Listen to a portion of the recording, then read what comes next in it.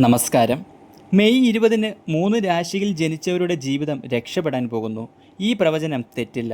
കാരണം ജ്യോതിഷപരമായി ഏറ്റവും അധികം പ്രാധാന്യമുള്ള ഇരു ഗ്രഹങ്ങളാണ് സൂര്യനും ശനിയും. മെയ് 20-ന് ശനി മീനൻ രാശിയിലും സൂര്യൻ ഇടവൻ രാശിയിലുമായിരിക്കും സ്ഥിതി ചെയ്യുന്നത്. അന്നേ ദിവസം തന്നെ ഉച്ച കഴിഞ്ഞ് 3:05-ന് സൂര്യനും ശനിയും പരസ്പരം 60 ഡിഗ്രിയിലെത്തും. ഇത് ജ്യോതിഷത്തിൽ വളരെയധികം പ്രത്യേകതകളുള്ളൊരു സാഹചര്യമാണ്. ഈയൊരു മാറ്റത്തിൻ്റെ ഫലമായി ഏകാദശ യോഗം രൂപപ്പെടും.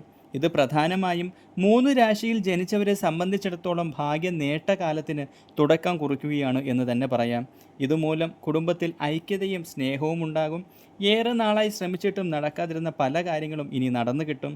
മാനസിക സന്തോഷമുണ്ടാകും. വിവാഹം, തൊഴിൽ എന്നിവ നടന്നു കിട്ടും. സാമ്പത്തിക പ്രശ്നങ്ങൾക്ക് പരിഹാരം കാണാൻ സാധിക്കും. ഇനി മുതൽ ഇവർക്ക് നേട്ടമാണ്, ഭാഗ്യമാണ്. നിങ്ങളുടെ നക്ഷത്രം ഇതിൽ ഉൾപ്പെടുന്നുണ്ടെങ്കിൽ കമൻറ്റ് ചെയ്യാൻ മറക്കരുത്.